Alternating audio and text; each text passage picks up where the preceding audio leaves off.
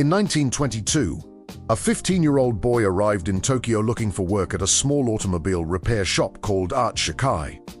The city was overwhelming for someone who had grown up in a rural village, and the shop owner wasn't even sure the boy belonged in the mechanical trade. Instead of giving him tools, he assigned the teenager the lowest job possible, cleaning the workshop and taking care of his child. To everyone there, he was just another poor apprentice trying to survive. That boy's name was Soichiro Honda. At the time, nobody paid attention to him.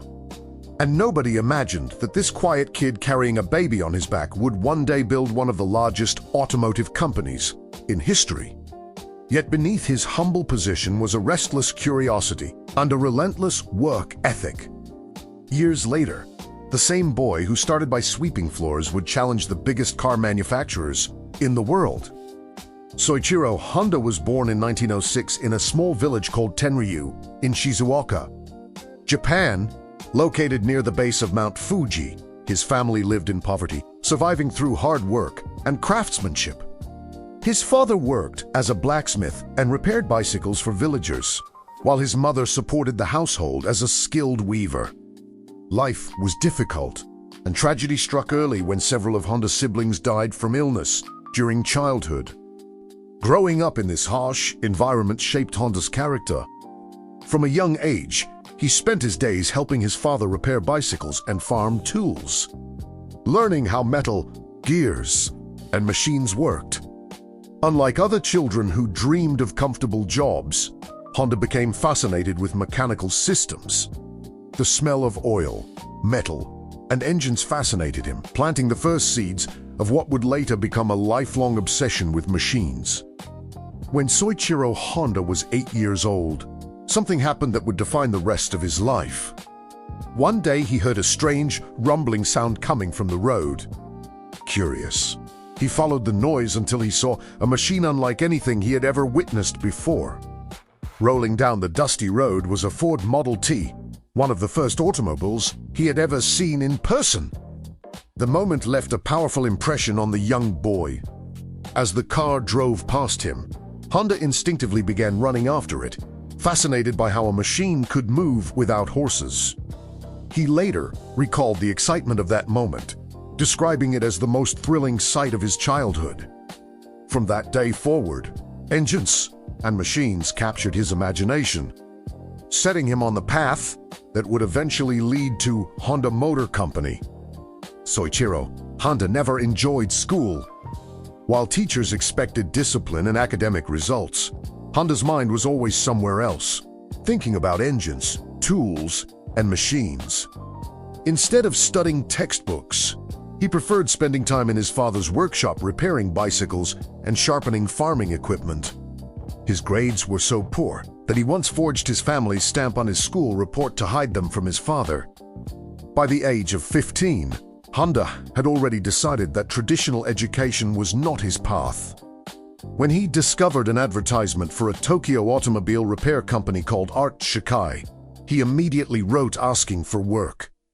When the company responded positively, Honda left his village, dropped out of school, and traveled to Tokyo alone. It was a risky decision for a teenager, but it was the first real step toward his dream. When Honda finally arrived at the Art Shikai workshop in Tokyo, he expected to begin working on engines immediately. Instead, the owner, Yuzo Sakakibara, gave him a very different job. Honda spent months carrying the owner's baby on his back and doing basic chores around the shop. He barely touched any tools and earned almost no money, which left him frustrated and questioning his decision. But Honda refused to give up. Gradually, as the shop became busier and demand increased, the owner allowed him to assist with simple mechanical tasks. Honda absorbed every detail he could, learning how engines worked and how automobiles were repaired. His dedication and curiosity impressed Sakakibara, who eventually began mentoring him. Over time, Honda transformed from an overlooked apprentice into one of the workshop's most trusted mechanics. During his years at Art Shikai, Honda was introduced to the exciting world of motorsports. At the time, Racing was becoming popular across Europe, America, and Japan. The workshop began building racing cars using modified engines and second-hand parts, and Honda helped design and prepare these vehicles. Watching the machines compete at high speeds fascinated him, and racing quickly became one of his greatest passions. Honda eventually began driving race cars himself, and even built his own vehicle known as the Hamamatsu race car. In one event, he managed to reach speeds of 120 kilometers per hour, setting a national record. However, racing in those days was extremely dangerous. In 1936, Honda suffered a devastating crash that nearly killed him. After months of recovery and pressure from his family, he finally made the difficult decision to leave racing behind. After years working as a mechanic, Soichiro Honda wanted more than repairing cars. He dreamed of building his own automotive parts. In 1936, he founded Tokai Seiki, a company dedicated to manufacturing piston rings for automobile engines. Honda invested everything he had into the project, working day and night to develop a design that could meet the demanding standards of major manufacturers. However, success did not come easily. When Honda sent his first batch of piston rings to Toyota for inspection, only 3 out of 50 passed quality tests. It was a humiliating failure that could have ended his career. Instead of quitting, Honda decided to study metallurgy and manufacturing techniques.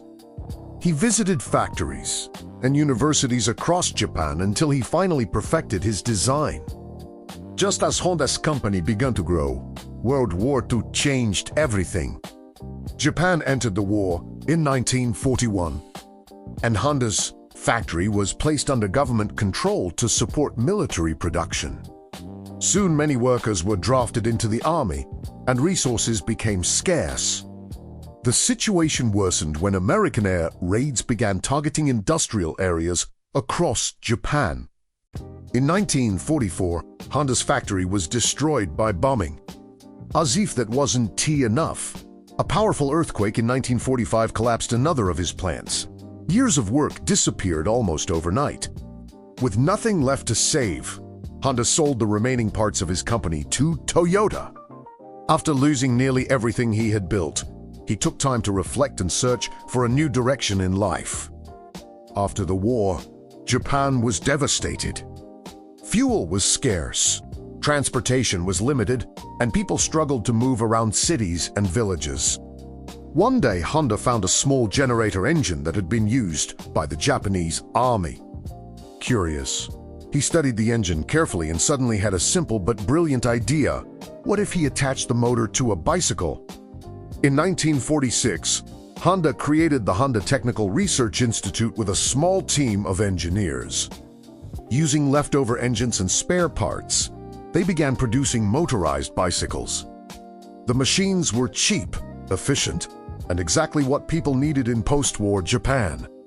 Demand quickly exploded across the country, proving that Honda's small idea could solve a massive national problem. In 1948, Soichiro Honda officially founded Honda Motor, company with the goal of producing affordable motorcycles for everyday people. To raise money, he wrote letters to thousands of bicycle shop owners across Japan asking them to support his vision. Thousands responded, providing the funding needed to begin production of Honda's first motorcycles. Over the following decades, Honda grew into the largest motorcycle manufacturer in the world and eventually entered the automobile market. Cars like the Civic and Accord helped the company become one of the biggest car brands on the planet. From a poor village boy fascinated by engines to the founder of a global empire, Honda's journey proved that persistence can change history